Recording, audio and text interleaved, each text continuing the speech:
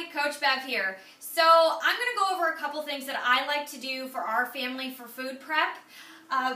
Some of those things are baking chicken breasts in bulk over the weekend. We like to go ahead and just bake a pan, actually multiple pans of chicken breasts.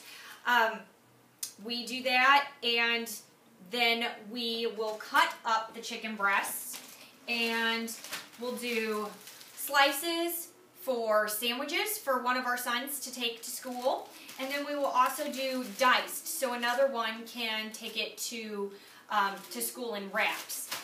And we'll also take that diced chicken and we'll put it into salads that we prep ahead of time. We'll cut up, in here we have mushrooms and bell peppers also that we wash and cut up over the weekend. And then we assemble the salads, and then this is like a salad that my husband takes, and he'll add in some beans or some brown rice to this also. And this right here is actually the leftover chicken that will give us a meal. So you can see like the liquid's all still in there. That is a trick to help it so it doesn't dry out when you rewarm it. So that's one thing that we like to do. We will also sometimes prep ahead a pork tenderloin and do basically the same type of deal. Of course, there's not a whole lot of juice left over because we'll grill that tenderloin. But we grill it and then we wrap it in foil and finish grilling it. So there is a little bit of moisture and a little bit of liquid and juices, and we save those juices. We don't get rid of them. In fact, this chicken juice that's left in this pan will go and we'll use it as chicken broth to add to our brown rice. So it gives that some flavor, because a lot of the broths that you can buy in the store have sugars in them, and one of my sons can't have that.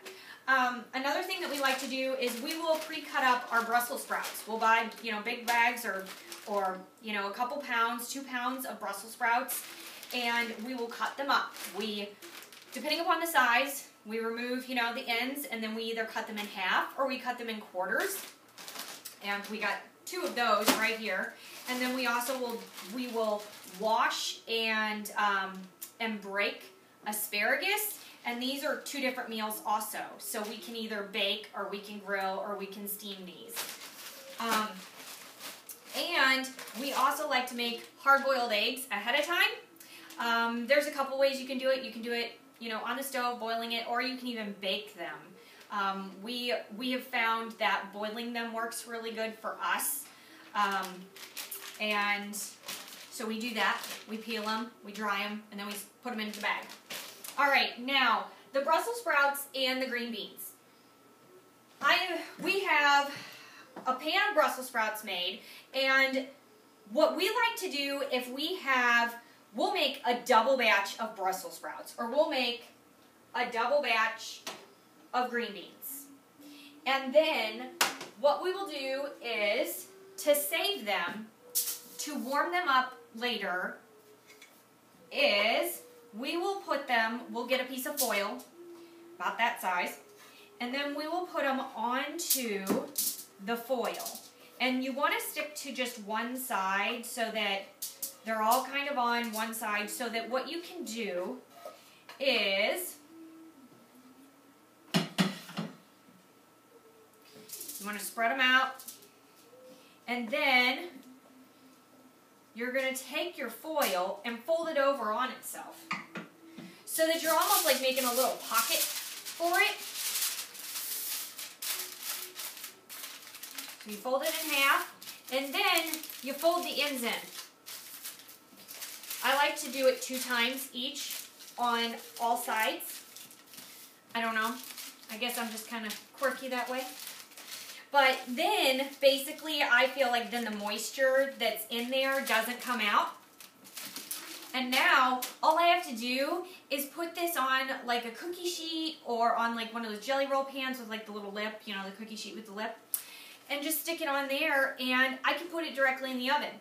So to warm up our food, like to warm this chicken up, or to warm our pork tenderloin up, or to warm this up, we will turn our oven on to 270, and we will stick the stuff in there, and then leave it in there for about 20 minutes or so. Sometimes, depending upon, you know, how thick your chicken breast is or how thick your pork tenderloin is, it might take a little bit longer, but that's basically how long it'll take. And then the food's ready in about 20 minutes. It's all warmed up, and you only had to, you know, make the meal another day ago. You have your Brussels sprouts from the other day that you already made. And all you had to do is maybe throw on some water and steam some extra veggies or something. So those are just a couple of the things that we like to do to food prep, and then also to warm up our dinners on weeknights so that we don't have to think about dinner. We can make dinner in 30 minutes or less. All right, well, talk to you later. Bye.